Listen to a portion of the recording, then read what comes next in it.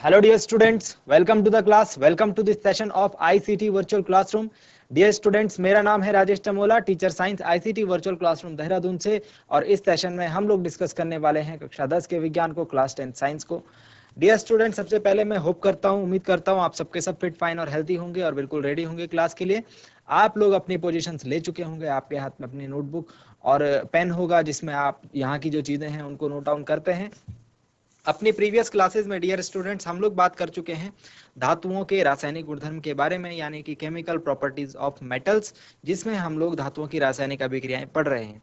अपनी पिछली क्लास में कुछ अभिक्रियाओं को पढ़ने के बाद, जिसमें कि हमने देखा था क्या होता है जब धातुओं का वायु में दहन किया जाता है, उसमें हमने कुछ नंबर ऑफ धातुओं के लिए हमने रासायनिक अभिक्रियाएं देखी थी और जिसका निष्कर्ष ये निकला था, कंक्लूजन ये निकला था कि धातुओं में सोडियम एवं पोटेशियम ऐसी धातुएं हैं जो सबसे तेज गति से अभिक्रिया करती हैं वायु के साथ, और सिल्वर और गोल्ड यानी कि सोना और चांदी ऐसी धातुएं हैं, ऐसे मेटल्स हैं जिनकी की वायु के साथ कोई अभिक्रिया हमें होती भी नहीं दिखती। आज की क्लास में हम लोग नंबर 2 अभिक्रिया के ऊपर चर्चा करेंगे, जो कि है धातुओं की जल के साथ अभिक्रिया। जल में मैंने आपको 3 बातें बताई थी। सबसे पहले धातु की ठंडे जल के साथ अभिक्रिया कराएंगे, अगर हुई तो ठीक, नहीं हुई तो फिर गर्म जल के साथ अभिक्रिया कराएंगे, अगर हुई तो ठीक, नहीं हुई तो फिर भाप के साथ अभिक्रिया कराएंगे, स्टीम के साथ अभिक्रिया कराएंगे। ठीक है। सो डियर स्टूडेंट्स, आज की क्लास को करते हैं स्टार्ट और चलते हैं स्मार्ट बोर्ड की स्क्रीन पर। चलिए डियर स्टूडेंट्स, हेडिंग पुटअप कीजिए मेरे साथ।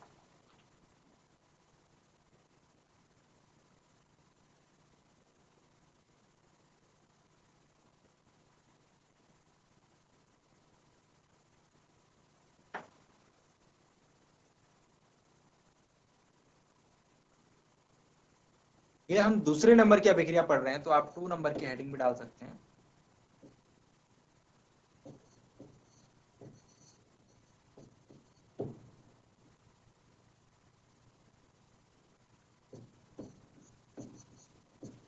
धातुओं की जल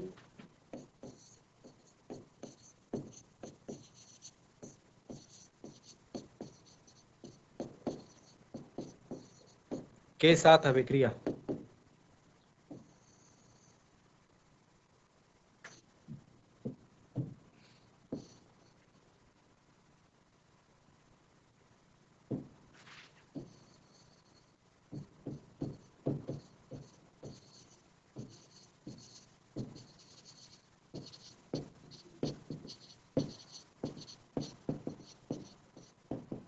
reaction of metals with water.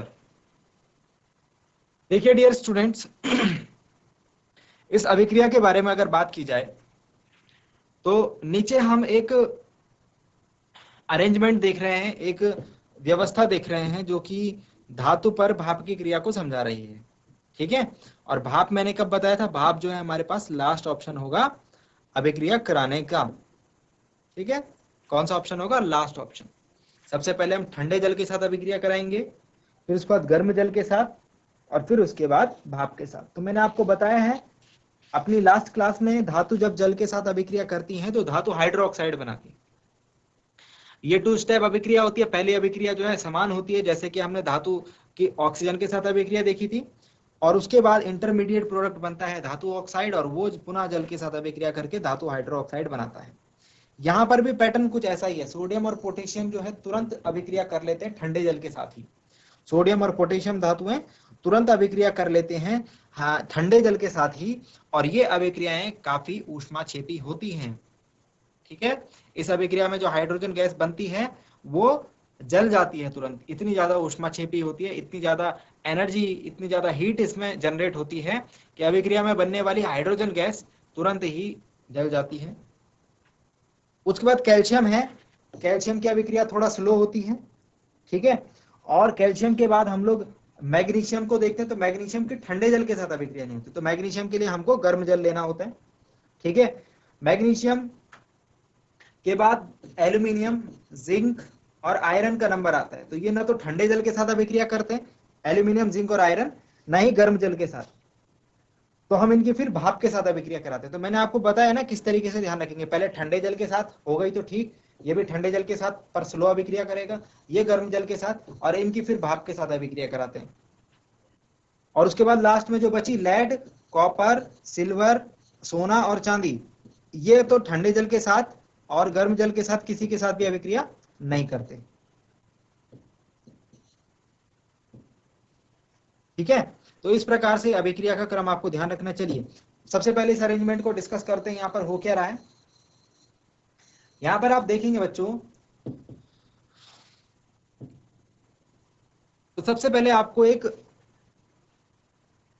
धातु का टुकड़ा दिखाई देगा। यहां पर ये दिख रहा है आपको, धातु का टुकड़ा हमने परख नली में रखा है। अब इसकी अभिक्रिया करानी है हमें, तो किस प्रकार से हम अभिक्रिया कराएंगे, ये हमने इसके परख नली के मुंह को बंद कर दिया और यहाँ से एक निकास नली निकाल के, ठीक है, एक छोटा सा पतला सा पाइप निकाल करके और उसको यहाँ एक दूसरे बर्तन में लेकर के और उसमें एक टेस्ट ट्यूब को इस प्रकार से रख करके और उसके अंदर हम उस पाइप को लेके गए। ठीक है, आगे बात समझ में, इतना काम हमने किया।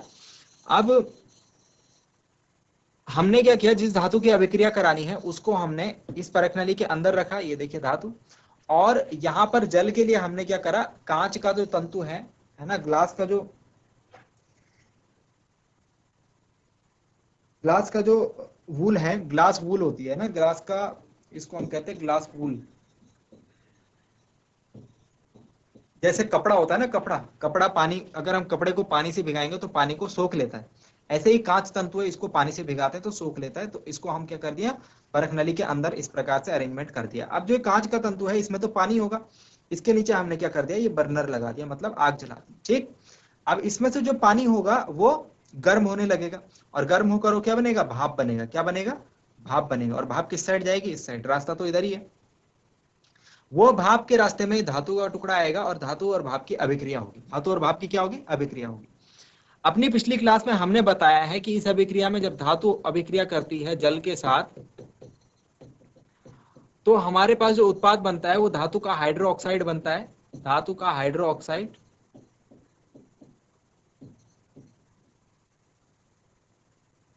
और हाइड्रोजन गैस, H2 गैस। तो जो H2 गैस यहाँ से बनी है, हाइड्रोजन गैस बनी है, वो यहाँ से हमको बुलबुलों के रूप में दिखाई देती है इस बर्तन में। बुलबुलों के रूप में हमको क्या दिखाई देती है, दूसरे बर्तन में। ठीक है, तो यहां से हम पता लगा लेते हैं कि अभिक्रिया हो चुकी है। जैसे हाइड्रोजन गैस बनती हुई हमको दिखती है, तो हम ये पता लगाते हैं कि अभिक्रिया हो चुकी है। बस इतना सा इसका अरेंजमेंट है। ठीक है, अभिक्रिया को समझने के लिए इतना सा अरेंजमेंट। आई होप समझ में आई होगी बात। ठीक है, अरेंजमेंट थोड़ा टफ है बट अभिक्रिया सिंपल है। अभिक्रिया क्या है, धातु की भाप के साथ अभिक्रिया की जा रही है तो हाइड्रोजन गैस बन रही है। ठीक हो गया। चलिए अब इसकी कुछ अभिक्रियाएं देखते हैं, इसकी कुछ रिएक्शंस देखते हैं। चलिए लिखें यहाँ पे,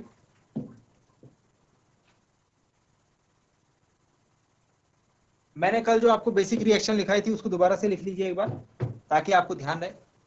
धातु, सबसे पहले धातु की जल के साथ अभिक्रिया हो रही है, तो सबसे पहले जो उत्पाद बनता है वो बनता है धातु ऑक्साइड। क्या बनता है,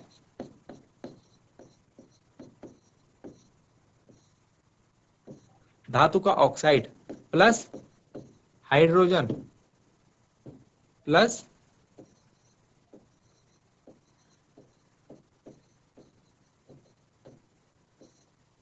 हाइड्रोजन।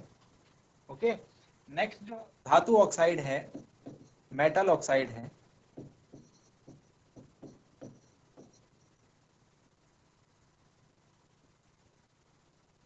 ये वापस से जो जल है उसके साथ अभिक्रिया करता है और फाइनल प्रोडक्ट हमारा बनता है धातु हाइड्रो ऑक्साइड। मतलब कि अभिक्रिया दो पदों में संपन्न होती है। ठीक है, और फाइनल जो प्रोडक्ट बनता है वो बनता है धातु हाइड्रोक्साइड। अगर आपसे एक पद में अभिक्रिया बोली जाएगी तो आप कहेंगे धातु जल के साथ अभिक्रिया करके धातु हाइड्रोक्साइड और हाइड्रोजन गैस बना। ठीक है, मुख्य उत्पाद के रूप में ये दो रहेंगे। चलिए इसके कुछ उदाहरण देखते हैं, एग्जांपल्स।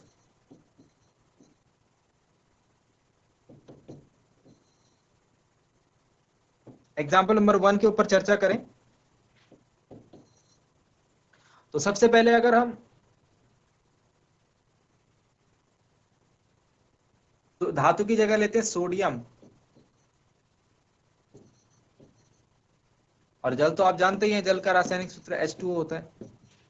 तो क्या बनेगा, धातु का हाइड्रोक्साइड, मतलब धातु की जगह कौन है, सोडियम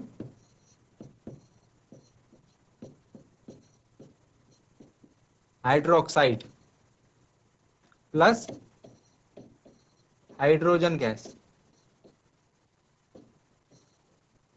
लेकिन ये अभिक्रिया, सोडियम की जो अभिक्रिया होती है बच्चों, सोडियम की और पोटेशियम की, इसमें ऊष्मीय ऊर्जा भी बनती है। ये अभिक्रिया ऊष्माक्षेपी अभिक्रिया होती है। फर्स्ट चैप्टर में हमने पढ़ा है कि वो अभिक्रियाएं जिनमें उत्पाद के साथ साथ ऊष्मा भी उत्सर्जित हो, उसे हम ऊष्माक्षेपी अभिक्रिया कहते हैं। तो इसको हम अगर सिंबल प्रतीकों के रूप में लिखें तो सोडियम हो गया, जल को हम H2O लिखते हैं, गिव्स, सोडियम हाइड्रोक्साइड को हम NaOH लिखते हैं, सोडियम हाइड्रोक्साइड को हम NaOH लिखते हैं, हाइड्रोजन को हम H2 लिखते हैं, प्लस ऊष्मीय ऊर्जा।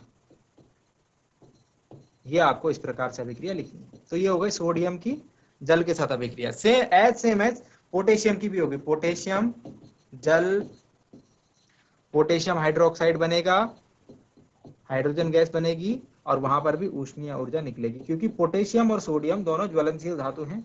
ये जब जल के साथ अभिक्रिया करती हैं तो अत्यंत ऊष्माक्षेपी होती हैं, और इतनी ऊष्माक्षेपी होती है, ये ऊष्मा इतनी ज्यादा होती है कि ऊष्मा जो है ये हाइड्रोजन गैस को तुरंत जला देती है। आपको पता है हाइड्रोजन क्या है, ज्वलनशील गैस है, फ्लेमेबल। अगर इसको जरा सी आग मिली तो ये जल जाएगी।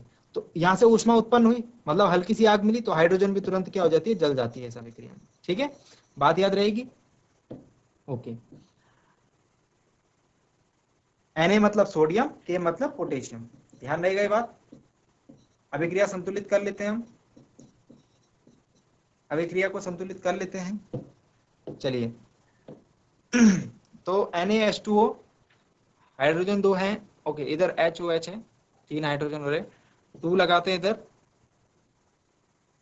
और 2 लगाते हैं इधर और 2 लगाते हैं इधर, तो 2 to the 4, 2 to the 4, 2 on the 2, 2 on the 2, 2, okay good. इसी प्रकार से ये भी संतुलित हो जाएगी। ठीक है, तो ये अभिक्रिया है किसकी, सोडियम एवं पोटेशियम की जल के साथ। यहां पर आप नोट के रूप में लिखेंगे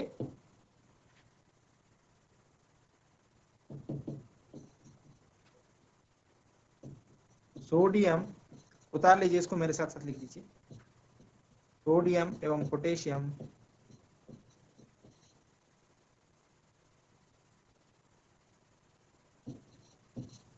की जल के साथ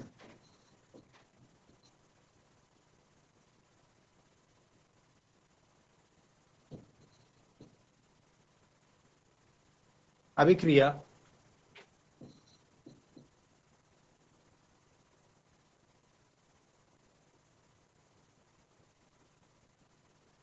ऊष्माक्षेपी होती है, कि जल के साथ अभिक्रिया ऊष्माक्षेपी होती है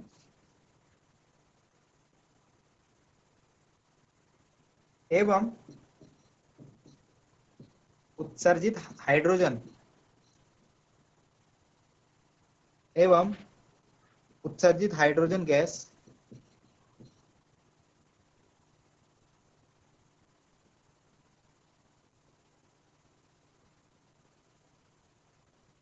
तत्काल प्रज्वलित हो जाती है, मतलब तुरंत ही जल जाती है।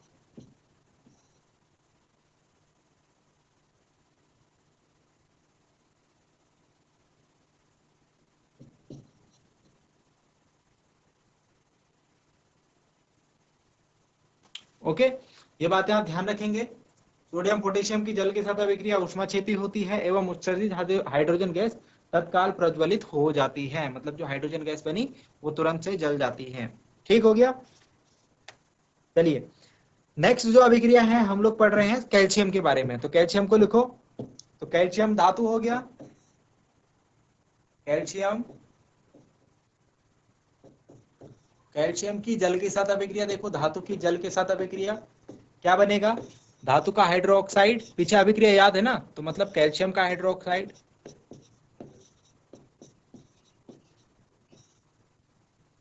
आप धातु की जगह जो है अलग अलग धातुएं रखते रहिए, आपको अलग अलग हाइड्रोक्साइड बनते हुए दिखाई देंगे।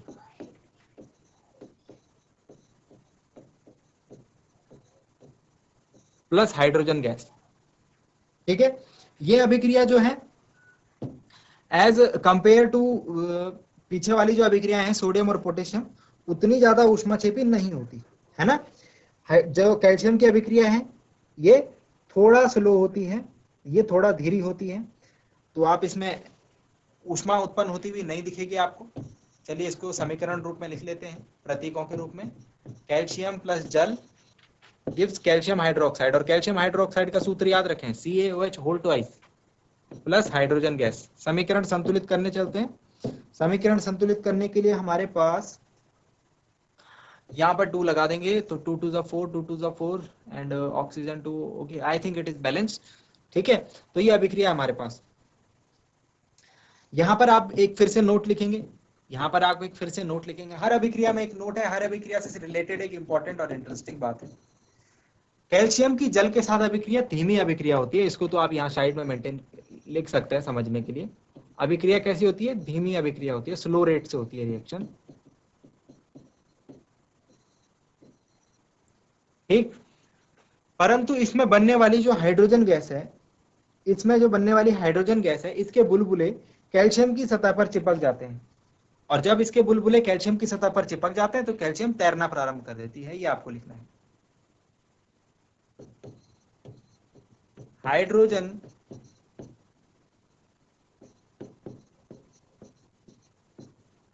गैस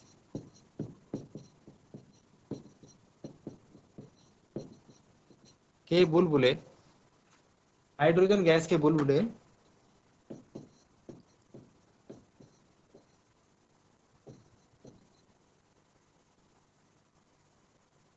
कैल्शियम की सतह से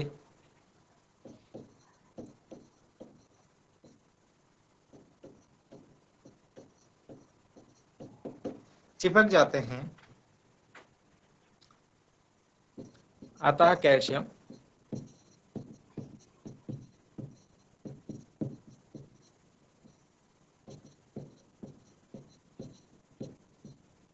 तैरना प्रारंभ कर देता है।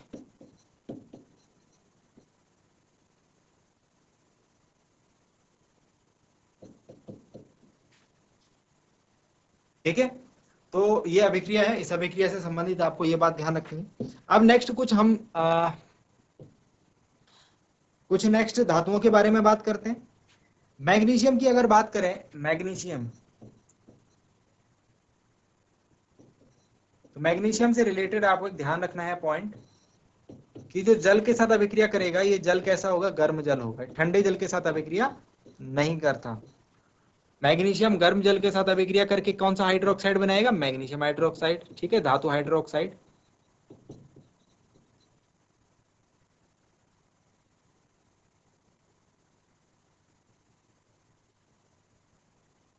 Plus hydrogen.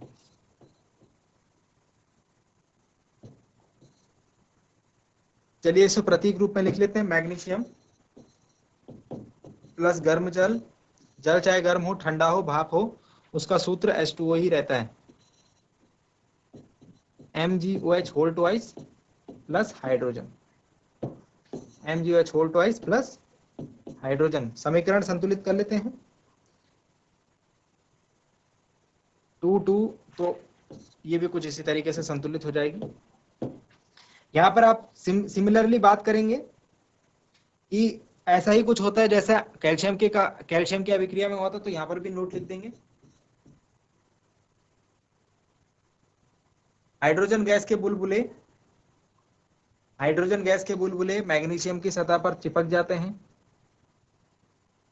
अतः सिमिलर लिखेंगे, ऊपर जैसा लिखा है वैसा ही, अतः मैग्नीशियम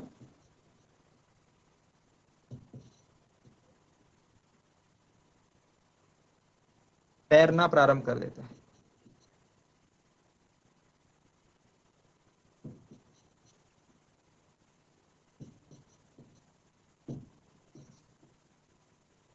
आ गई बात समझ में? तो इस प्रकार से अभिक्रिया होती है। कैल्शियम और मैग्नीशियम की अभिक्रिया लगभग सेम है। बनने वाली हाइड्रोजन दोनों धातुओं को के सतह पर चिपक जाएगी और दोनों धातुएं तैरना प्रारंभ कर देंगी। बस अंतर इतना है कि कैल्शियम ठंडे जल के साथ अभिक्रिया कर लेता है, धीमी अभिक्रिया होती है, मैग्नीशियम गर्म जल के साथ अभिक्रिया करता है। ठीक हो गया, चलिए नोट में दोनों के सेम बात लिख देंगे, ठीक है, दोनों तैरने लग जाएंगे। आई होप आपको ये समझ में आ रही होगी बात। नेक्स्ट लिखते हैं, नेक्स्ट पॉइंट के ऊपर चलते हैं। अब बची कुछ धातुएं, एल्यूमिनियम, आयरन तथा जिंक।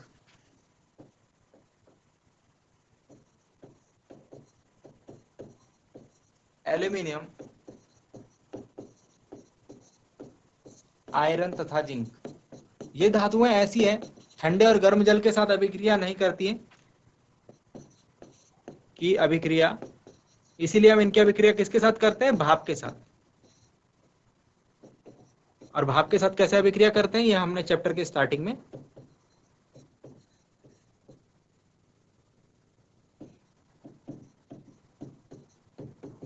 की जाती है। बात समझ में आ गई। ठंडे और गर्म जल के साथ इनकी अभिक्रिया नहीं होने वाली। तो हम एक दो उदाहरण ले लेते हैं, ठीक है। एल्यूमिनियम का उदाहरण बता देता हूं आपको, तो सीधे सीधे एग्जांपल लिख रहा हूं। एल्यूमिनियम भाप के साथ अभिक्रिया करेगा, देखो भाप है तो H2O ही रहेगा, ऐसा नहीं कि भाप का कुछ अलग रासायनिक सूत्र बन जाएगा।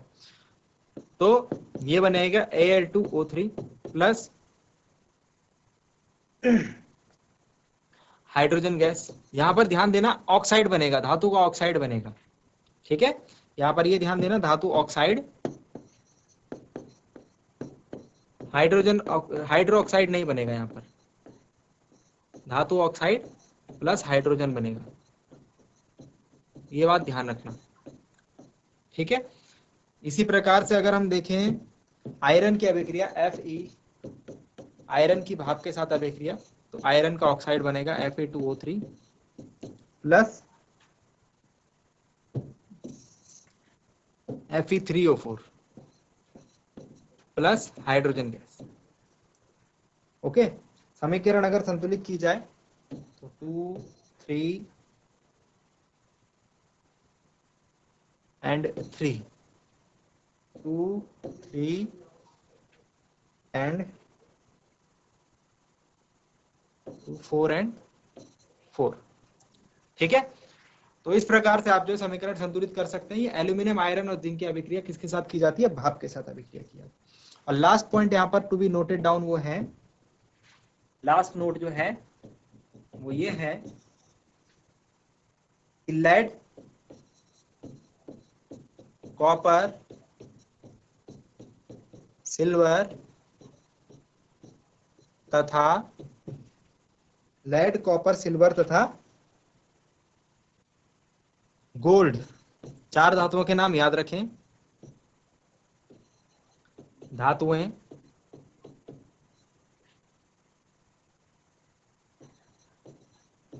जल के साथ कोई अभिक्रिया नहीं करती।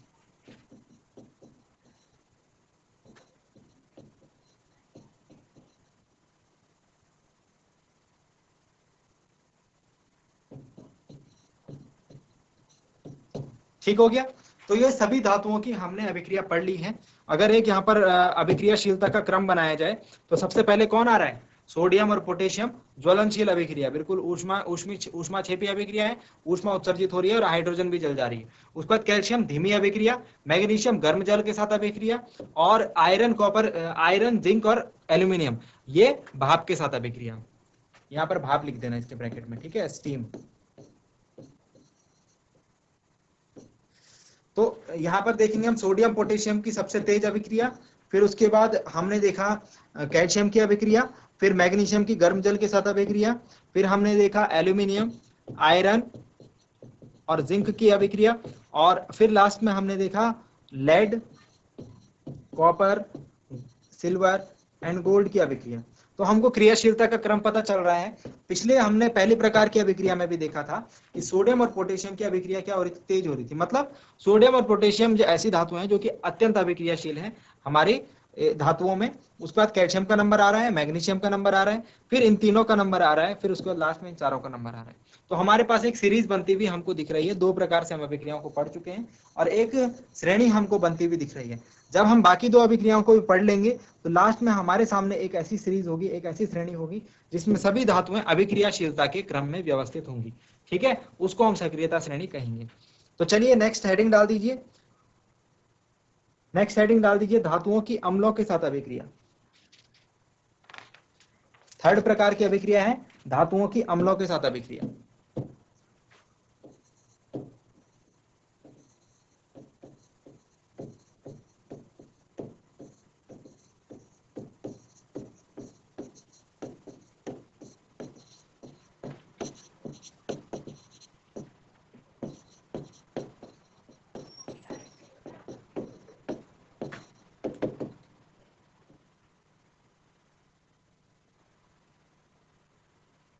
Reaction of metals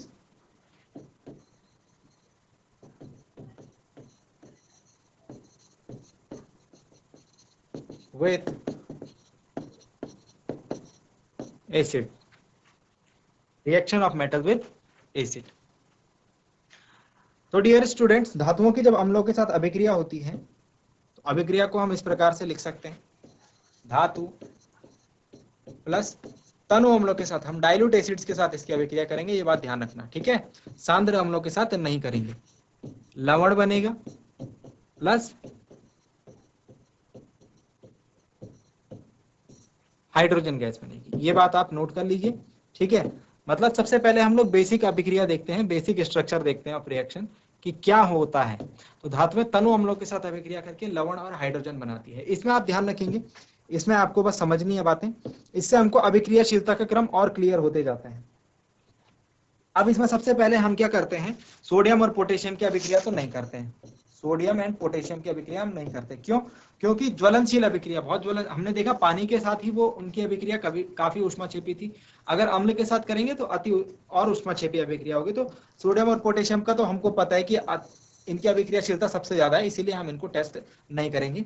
उसके बाद हम लोग आते हैं मैग्नीशियम, एल्यूमिनियम, जिंक और आयरन, मैग्नीशियम, एल्यूमिनियम, जिंक और आयरन।